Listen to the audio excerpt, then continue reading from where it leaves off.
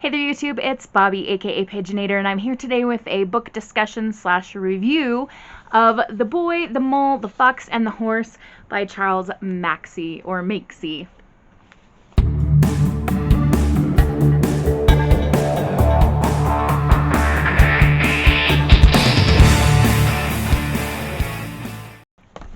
So the way that I thought I would approach this is kind of 10 thoughts I had while reading this book. Before I get into my 10 thoughts, which are varied, some are to do with things I learned from the book, some are things that just observations or curiosities I had about the book, and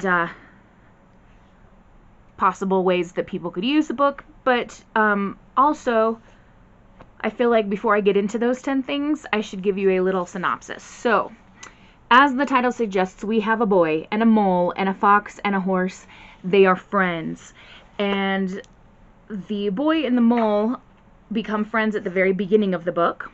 The fox comes along and he's actually caught in a snare, and the mole, even though the fox threatens to kill the mole if he was free, the mole chews the cord and frees the fox.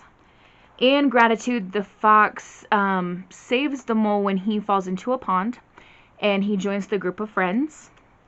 Fox doesn't say much because he's worried that what he has to say isn't interesting or important. And the mole provides a bit of humor to this book because he has a slight cake obsession, and so a lot of times he will talk about cake. But the friends are talking a lot about life lessons, like, what do you want to be when you grow up? Kind, said the boy. What do we do when our hearts hurt? What do we do when we're trying to find our way back home? There's lots of just different little topics that they're discussing. The boy at one point feels like, sometimes I feel like I'm just ordinary. And the mole, I believe it is, that says, well, love doesn't need you to be extraordinary. We like you just the way you are. And then I want to say maybe halfway, maybe slightly less than halfway through, we also add a new friend, which is the horse. The horse has lots of good advice to give, and the horse also tells us that he can fly, but he chooses not to because other horses are jealous. And so we do see a moment where the horse has wings and takes the boy and the animals on a flight, and I'll see if I can find that for you. So you can see the horse with wings there. And you can see that we have illustrations. The entire book is simple text and illustrations, some of which have color, some do not. And the text is this very hand-painted look of cursive kind of calligraphy, and for all I know, it might be painted by the artist who did the sketches, again, who is the author. You can see here's an example of an illustration that has color. There's a mole, and he's saying hello to a cake.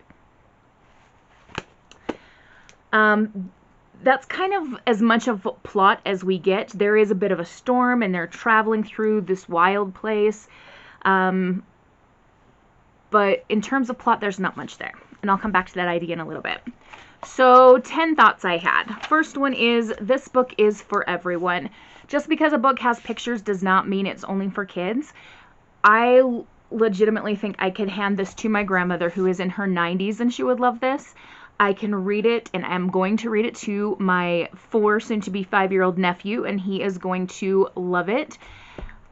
There are so many people that I think would just really adore this book. Thought number 2, this book is powerful. There are feels-inducing moments. Some of them are heartwarming, some just kind of tug at the tears, but it is powerful. I read this book to my 7th graders today, and I heard more than one little "aww" or, "oh." And 7th graders, that's about as much emotion as they're willing to give on something like that. They're not going to be willing to like blubber cry over something that's very emotional, but they acknowledge that there's emotion there, which is kind of a big deal for middle schools. Anyway, powerful book. This book is also powerful in that it can legitimately make you feel better, and I'm going to come back to that in a little bit. Thought number 3, the characterization is very effective, even though the text is not very much and it's a lot of illustrations. We really get to know these characters. My students and I were talking about this, that by the end of the book, we felt like we could list at least 3 or more character traits about every character, and in some cases, especially with the horse and the mole, because they talk the most, we really kind of learn a lot about them. Thought number 4, the lack of plot, or the really loose kind of plot, doesn't bother me. Because this book is so uplifting and happy and just like makes you feel good, does not bother me.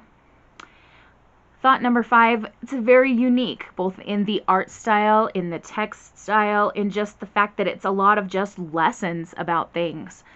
Imagine what we would be like if we were not so afraid, is one of the pages in the book.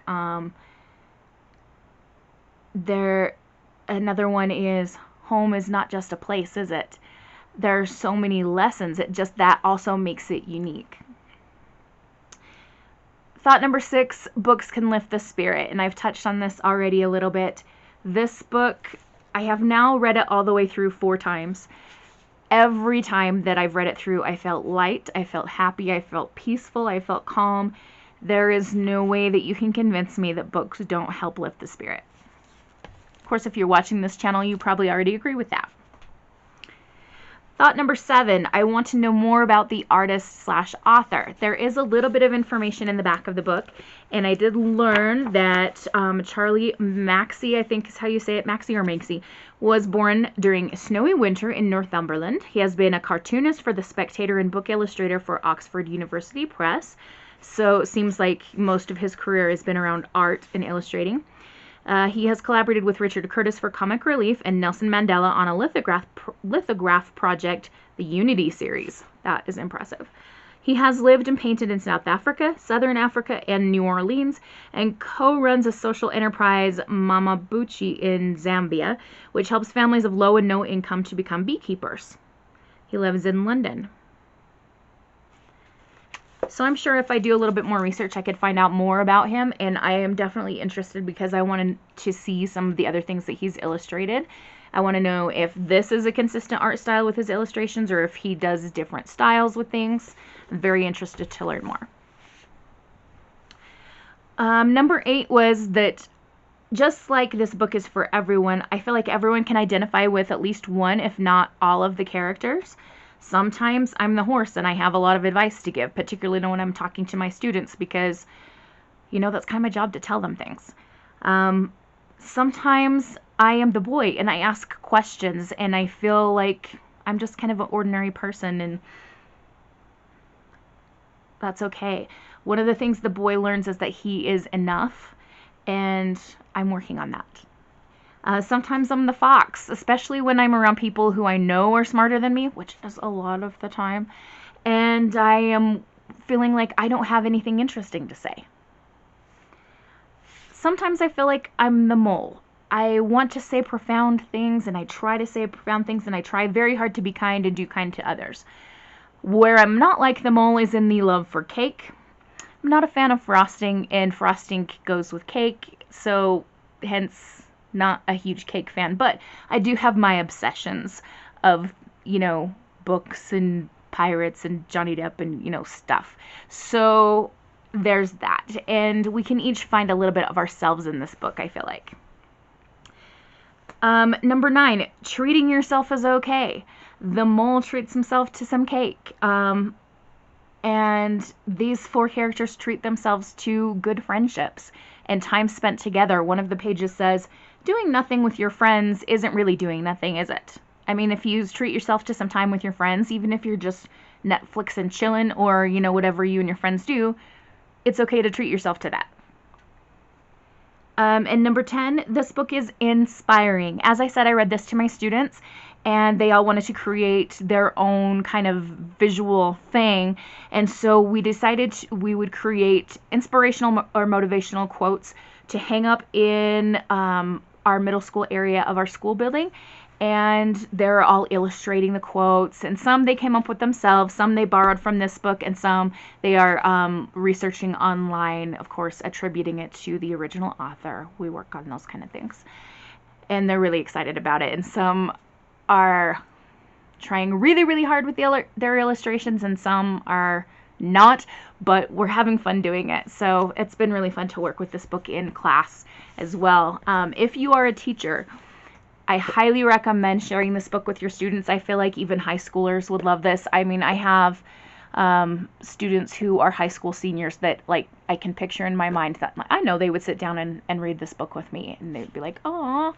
So is it like a miracle book that's going to be perfect for every classroom? No. But I feel like this is a great resource if you're a teacher in need a book to use in class, or if you're just a reader who wants a book that helps you feel good. Like, this is an excellent choice. It was published in 2019, so it hasn't been around for a super long time, but it is very well worth the money. I can see myself rereading this multiple times just to feel happy. And I'm definitely going to be sharing this with my nieces and nephews the next time I go visit with them, because I want them to feel like the things that I felt like when I read this book. So anyway, I'm going to stop rambling. Go read this book, or buy it, or whatever, and we'll catch you in the next one. I hope you have a wonderful, magical, and bookish day. Happy reading. Adios.